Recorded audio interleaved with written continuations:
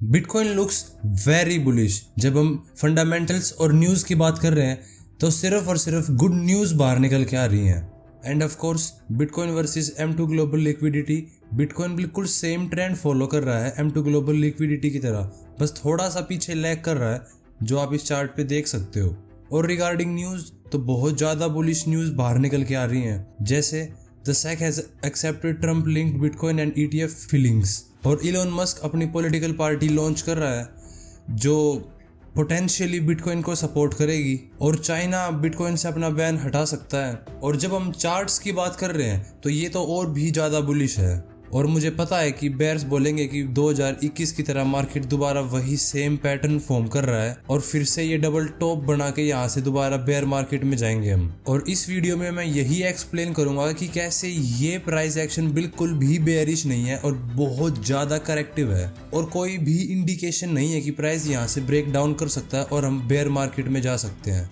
अगर 2022 की bear market लो से इस स्ट्रक्चर को देखें तो ये सिंपली बुलिश है। And looking at the Elliott wave theory, तो हाईएस्ट प्रोबेबिलिटी यही है कि एक एक्सपेंसिव फिफ्थ वेव फॉर्म हो सकती है जो अप्रोक्स $150,000 तक जा सकती है। और लोग ये भी बोल रहे हैं कि फिफ्थ वेव यहाँ कंप्लीट हो चुकी है और अब बिटकॉइन दोबारा बेयर मार्केट में जाएगा। और ये नया प्राइस एक्शन बहुत ज़्यादा बुलिश है और हम अभी भी बुल मार्केट के अंदर हैं।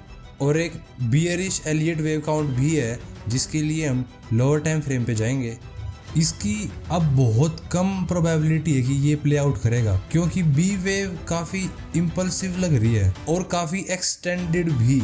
इसका मिनिमम टारगेट होता है 121 और 1382 के बीच में। इस टाइम पे काफ़ी एक्सटेंडेड सा प्राइस एक्शन लग रहा है, और 1.618 को अगर टच कर लेता है तो ये एक टाइप का इनवैलिडेशन है। इसके अंदर हम ABC रनिंग फ्लैट या फिर फ्लैट को कंसीडर कर रहे थे कि ये पूरा प्राइस एक्शन एक WXY वेव है B वेव के अंदर, लेकिन ये Y वेव बहुत ज़्यादा इम्पल्सिव है, और इस WXY के हिसाब से B वेव के अंदर इस Y वेव में एक जिगजैग होना चाहिए था ABC, जो काफ़ी करेक्टिव लगता, लेकिन ये प्राइस एक्शन बिल्कुल भी करेक्टिव नहीं है।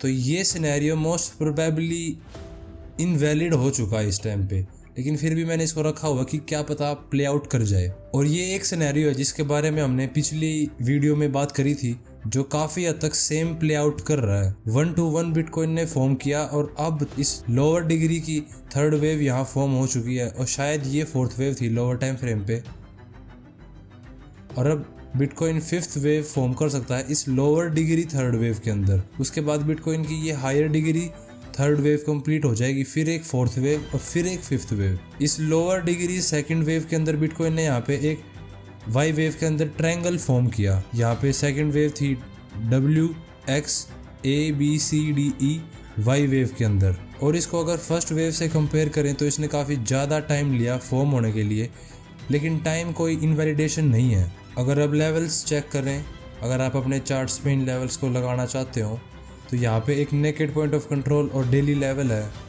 ये एक नेकेड पॉइंट ऑफ कंट्रोल है, ये एक नेकेड पॉइंट ऑफ कंट्रोल है, ये एक डेली लेवल है, पर ये अभी काफ़ी दूर है। यहाँ तक प्राइस अभी तो नहीं आने वाला है।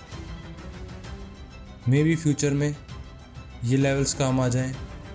अपने चार्ट्स पे आप इनको लगा सकते हो। तो ये थे सारे मेन सिनेरियोज जो प्ले आउट कर सकते हैं अगले कुछ दिनों में। And if you are interested in trading तो सारे प्लेटफॉर्म के लिंक डिस्क्रिप्शन में है, आप जाके साइन अप कर सकते हो और उनके बोनस का फ़ायदा उठा सकते हो। Thank you so much for joining today and I will see you in the next one.